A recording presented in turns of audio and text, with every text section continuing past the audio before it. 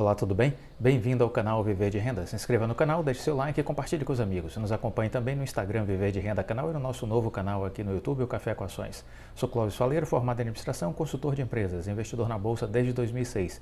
Criei o Viver de Renda para compartilhar com vocês um pouco da minha trajetória profissional, compartilhando as experiências, as coisas que eu vi, vivi e aprendi ao longo desses anos. 30 anos prestando consultoria para grandes empresas do Brasil, trabalhando com o ambiente corporativo, com a alta administração, diretorias, presidências, conselhos de administração. 15 anos como investidor, erros e acertos na Bolsa. Tudo isso é que eu estou disponibilizando aqui. Estamos chegando a 900 vídeos aqui no canal.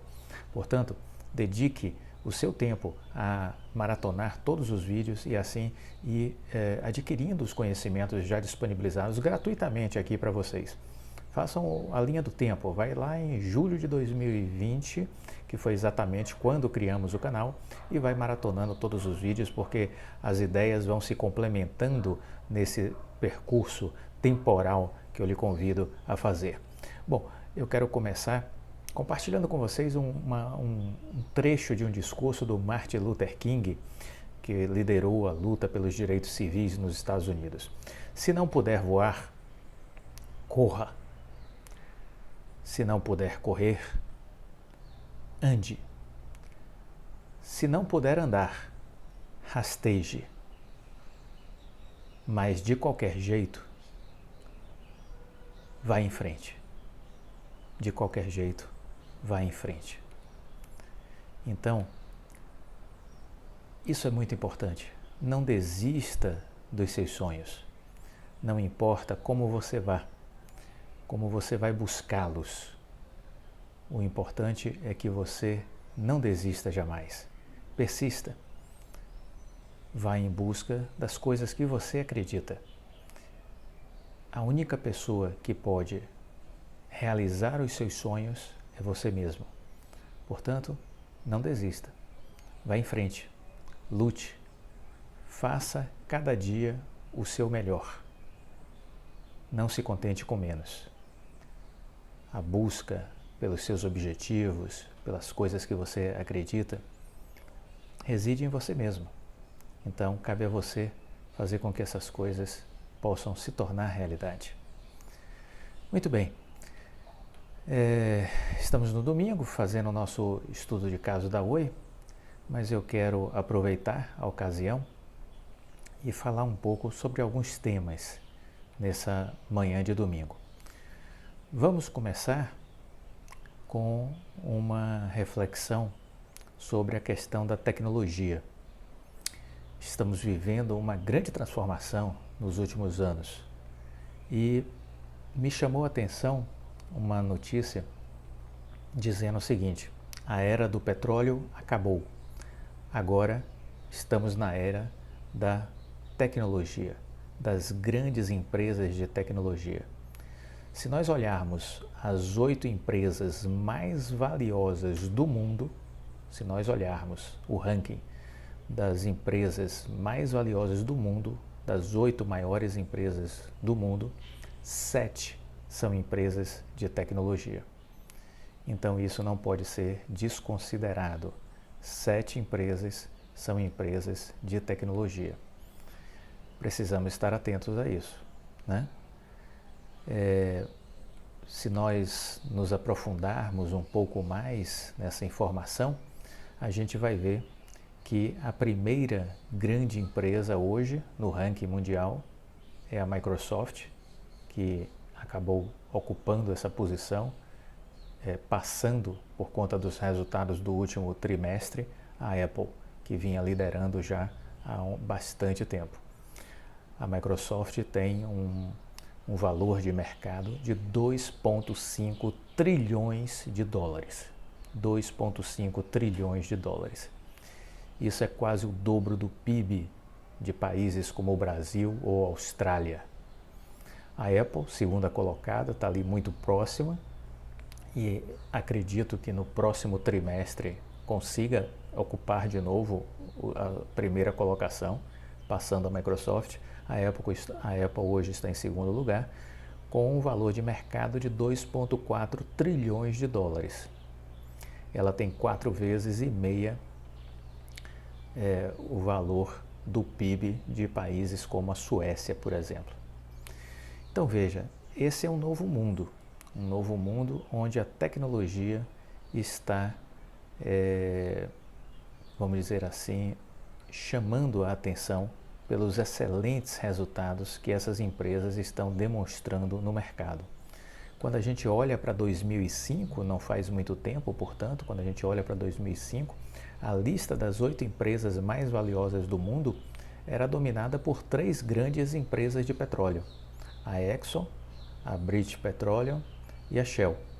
Estavam entre as maiores empresas do mundo. Hoje isso é coisa do passado. Quem domina o ranking são as empresas, as chamadas Big Techs.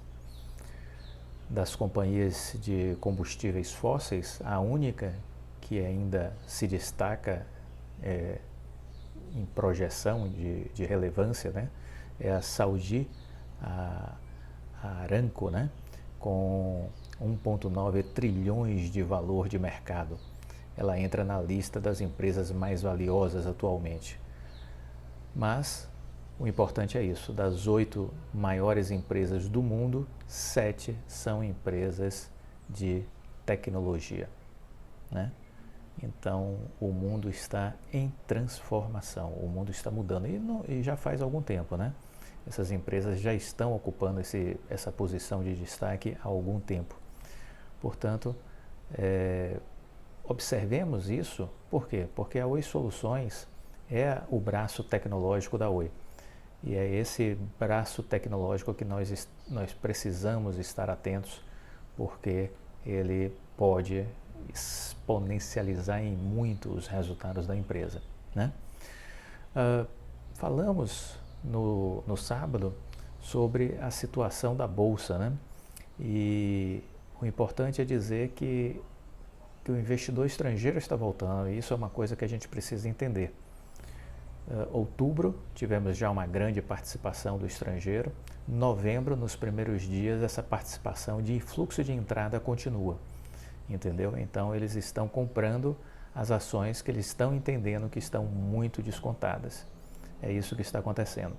E isso se reflete exatamente no movimento que nós vimos na sexta-feira, com altas consideráveis acontecendo na Bolsa, né? Então, o investidor estrangeiro está retornando. E isso é um ponto positivo, porque nós acreditamos que isso vai gerar fluxo comprador, e vai provavelmente impulsionar a Bolsa para alcançar novos voos. É isso que eu estou acreditando até o final do ano de 2021, um movimento de alta que deve buscar os 120 mil pontos, provavelmente, né? Eu estou sempre aqui falando da importância da leitura e sugerindo, inclusive, livros para ler.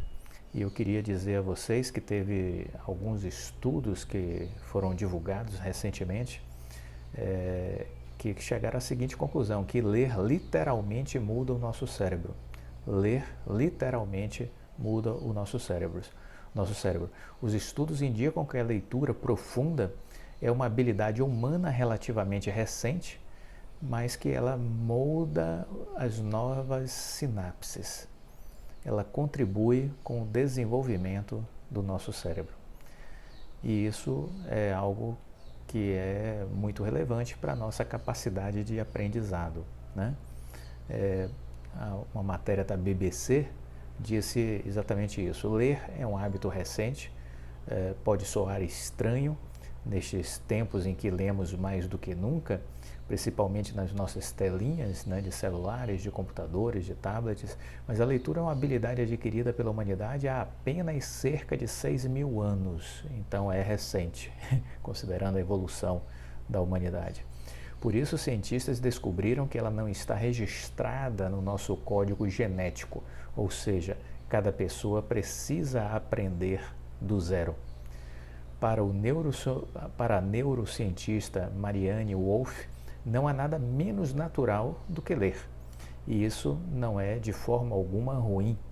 A alfabetização é uma das primeiras invenções da espécie humana. Além de útil, é tão poderosa que transforma as nossas mentes, ler literalmente transforma o nosso cérebro.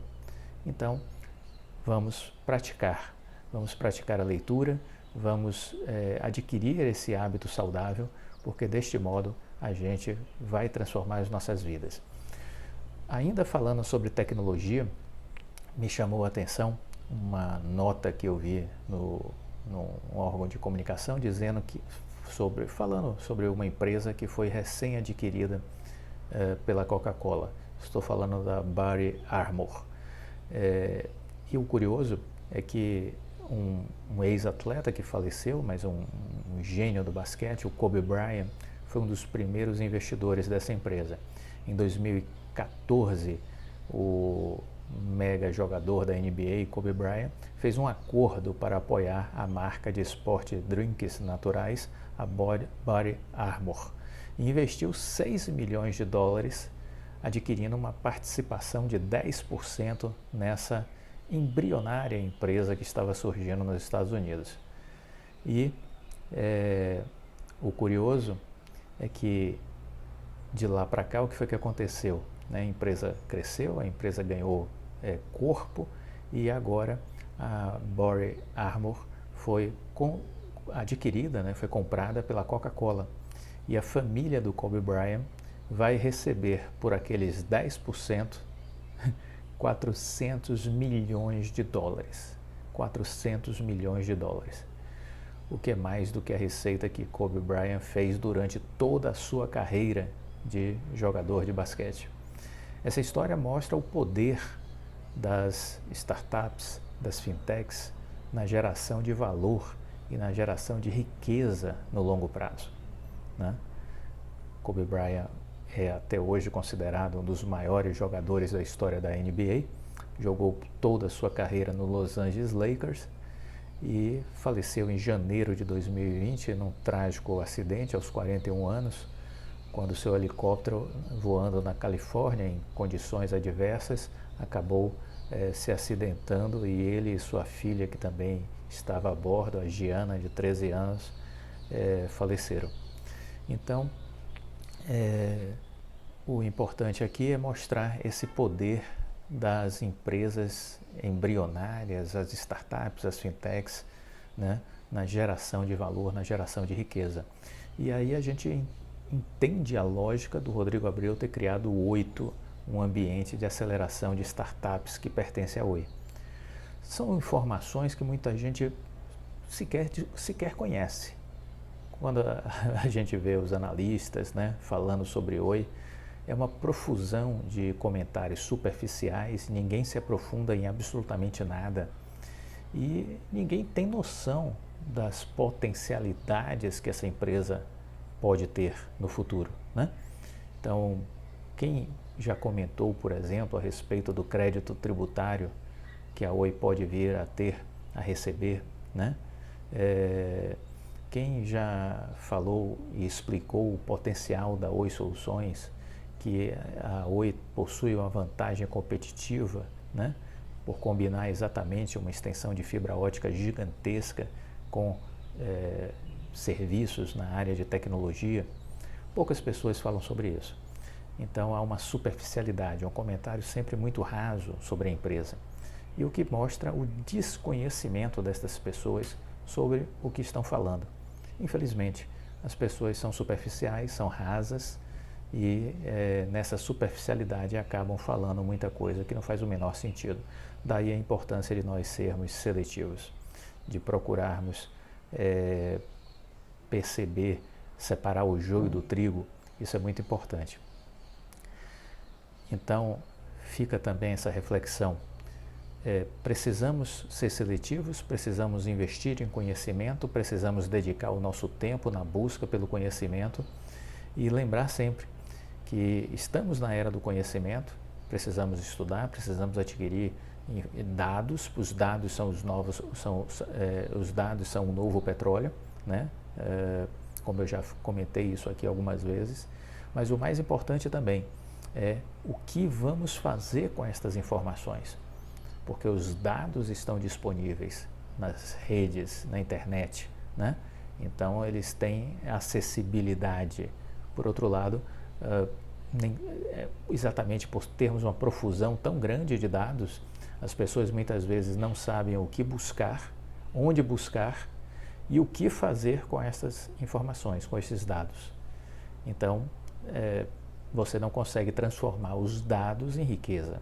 E esse é um grande problema, né? Mas a grande lição dessa reflexão aqui é nada que você sabe terá valor algum se você não sabe como utilizar essas informações, como gerar valor com essas informações. Então reflitam sobre isso, porque a gente precisa trabalhar essa nossa capacidade de transformar informações em coisas relevantes, em coisas objetivas, né, que gerem e agreguem valor ao nosso conhecimento. Bom, falando em conhecimento, 5G, né, o leilão aconteceu. E o que esperar do 5G agora? Mais conexões rápidas, é isso que a gente espera. Na quinta-feira passada houve finalmente o leilão e aí nós temos um potencial gigantesco de transformação. As grandes capitais já terão o 5G até meados do ano que vem. Até meados do ano que vem as capitais já terão o 5G. E aí nós temos muitas melhorias que poderão sim mudar o padrão de vida dos brasileiros. E não apenas daqueles que não contam hoje com um acesso de qualidade à internet ou têm um acesso precário, né? Certos problemas preliminares estão sendo superados. Um deles, por exemplo, foi um maior direcionamento para que, de fato, prevalecesse no leilão a questão da competência técnica, né, em detrimento de discursos e discussões ideologizadas, né? Predominou o interesse técnico sobre as questões de ideologia. Então, o leilão foi um sucesso, o leilão atraiu 15 grupos econômicos, entre empresas e consórcios que foram mobilizados, foram estruturados, movimentaram valores aí na casa de 49,7 bilhões de reais, né? A maior parte deste valor, cerca aí de 46,1 bilhões, vai ser destinado a investimentos que as empresas que ganharam vão ter que executar nos próximos anos, conforme o cronograma que vão estabelecer, né? E o que a gente vai ver é exatamente isso, a criação de diversas redes de cobertura de 5G, ampliação da infraestrutura de fibra ótica, expansão do 4G em todo o país, incluindo as rodovias federais, que hoje você passa em muitas estradas, você fica sem conexão, né? E até projetos como projetos de rede privativa para indústrias, né? Para outras estruturas, para rede bancária, enfim. Teremos aí muitas coisas acontecendo nesses próximos anos. Um estudo feito pela consultoria Bryan Company estima que o mercado do 5G no Brasil deverá alcançar a receita líquida de 74 bilhões de reais em 2030, correspondendo a 81% de todas as conexões móveis do país, né? Segundo projeções do próprio governo federal, a tecnologia deverá gerar 1,2 trilhão de dólares em investimentos nos próximos 20 anos. Então, temos aí um forte crescimento de geração de receita nesse mercado de 5G nos próximos 20 anos. A velocidade de conectividade, a gente vai estar falando aí de velocidades até 100 vezes superiores às atuais. O tempo de latência também, que é o tempo de resposta, vai ser muito mais baixo entre os dispositivos conectados à rede. O 5G possibilitará avanços que vão impulsionar a transformação digital da sociedade, com a aplicação de tecnologias de realidade aumentada, realidade virtual, inteligência artificial, internet das coisas, né? Vai estar potencializando a telemedicina, cirurgias com participação de profissionais em diversos cantos do mundo, né? Vamos ver a melhoria da produtividade e da competitividade em diversos setores da indústria, do comércio, de serviços, por meio dessas soluções da internet das coisas, né? vamos ver aí diferentes aparelhos eletroeletrônicos que poderão estar se conectando ao mesmo tempo e ser acionados automaticamente. A casa inteligente, né? A casa inteligente conectando tudo, né? Geladeira, fogão, micro-ondas, televisões, ar-condicionados, secretária, sistema de segurança residencial, tudo integrado e conectado. E os números do Ministério das Comunicações apontam que com a adoção do 5G, os dispositivos móveis atrelados a essa internet das coisas deve passar de 30 milhões para 100 milhões em 2023. Nas chamadas cidades inteligentes, nós estaremos vendo aí um melhor controle de tráfego, com semáforos mais eficientes, sistemas integrados de monitoramento de transporte, identificação de vagas de estacionamento, gerenciamento de multidões, gestão eficiente de iluminação, soluções de videomonitoramento com reconhecimento facial na segurança pública. A Oi Soluções já está atuando nessa área de segurança pública, já ganhou um contrato de 600 e poucos mil reais com o governo do estado da Bahia e poderá em breve estar aí avançando e ganhando novas licitações em outros estados. O 5G também ajudará a tornar a agricultura mais precisa, mais digital, com o uso da robótica, drones e reconhecimento de imagem para melhorar a qualidade da produção, a eficácia de fertilizantes, o controle de pragas. Tudo isso pode estar sendo monitorado e com inteligência artificial. Outros avanços pretendidos estão no desenvolvimento de veículos autônomos, na indústria 4.0, a telemedicina, como eu falei antes, teremos aí cirurgias à distância, elas serão mais seguras por conta da diminuição de latência, que é aquele tempo de resposta, ou seja, muita coisa positiva, muita coisa promissora, é um mundo de oportunidades. Agora a questão do metaverso, né? Um mundo de possibilidades se apresenta para todos nós nos próximos anos, né? Existem desafios com relação a legislações no país que vão precisar ser atualizadas, em especial as legislações municipais, que hoje podem criar dificuldades para a implantação da infraestrutura do 5G. Mas, de qualquer sorte, a previsão é que o 5G estará nas capitais do país até julho de 2022 e em todo o país até 2028. Se o Brasil cumprir todas as etapas, né, nós estaremos sim enxergando um grande ganho de produtividade e veremos um ecossistema de negócios muito mais exponencial, e isso também vai repercutir na melhoria da qualidade de vida das pessoas nos grandes centros urbanos e inclusive também nos ambientes rurais. Muitas possibilidades, muitas possibilidades.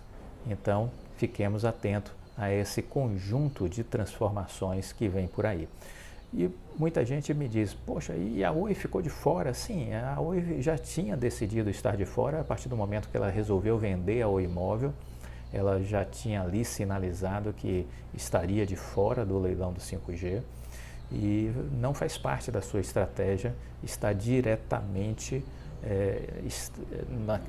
nesse âmbito que aconteceu do leilão, não estava na sua estratégia. Por outro lado, o próprio Rodrigo Abreu, desde o ano passado, afirmou categoricamente: não existirá 5G no Brasil sem a participação da Oi. O que é que ele quer dizer com isso?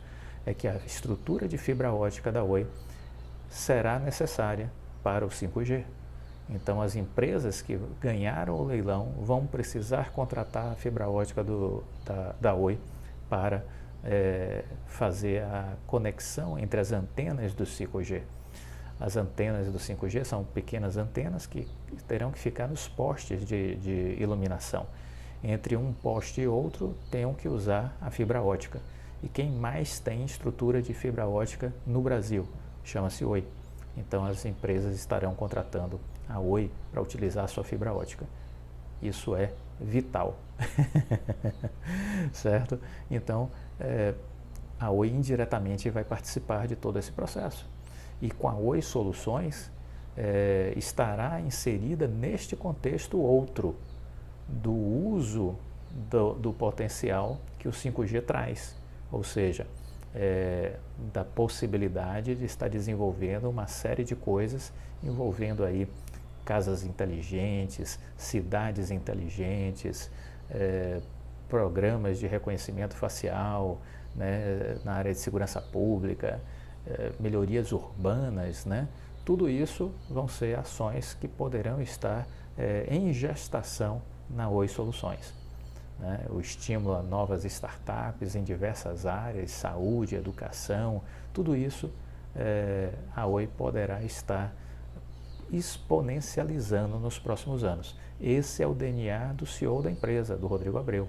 Ele vem de uma área de tecnologia, construiu sua vida na área de tecnologia e está desenvolvendo dentro da Oi essa pegada de tecnologia.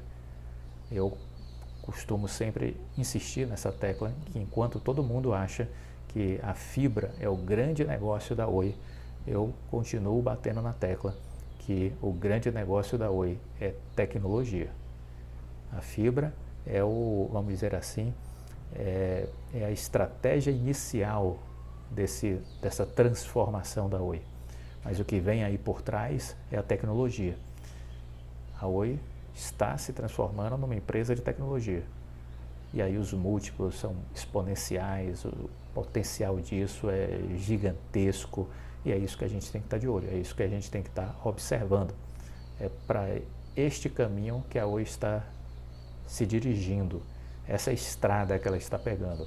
Muitas possibilidades, muitas perspectivas. Vamos ficar acompanhando e observando. Por fim, falando ainda sobre essa questão do 5G, as empresas vencedoras do leilão já estão correndo para colocar o 5G na rua, né? As principais empresas que ganharam a participação aí do 5G, em especial as grandes empresas, elas já estão correndo para tratar vamos dizer assim, de botar o bloco na rua, né? Como se diz. Então, a Claro, a TIM, a Vivo, né? Todas essas empresas já estão estruturando seus planejamentos para fazer com que não se perca tempo, né? Vai haver aí uma corrida para a oferta de serviços, para a criação de oportunidades e as empresas estão acelerando seu planejamento para que isso tudo seja possível e que seja viável. Bom, eu queria agora nessa fase final desse nosso primeiro vídeo aqui do domingo, confirmar, né, que até o próprio ministro Fábio Faria revisou os valores relacionados ao leilão e confirmou em 47,2 bilhões de reais os valores arrecadados com o leilão do 5G, né? Esse é o dado oficial. E vamos continuar aí agora observando a concentração das instituições que estão envolvidas com os assuntos relativos à Oi, né? E aí estamos falando de Anatel e CADE, que eles agora se dediquem a cuidar dos trâmites relativos ao encerramento dos processos que dizem respeito aí à venda do imóvel e a questão relacionada também à Vital, né? Falaremos um pouco mais sobre isso no próximo vídeo. Um excelente domingo a todos, fiquem com Deus, deixem um like e até a próxima. Tchau!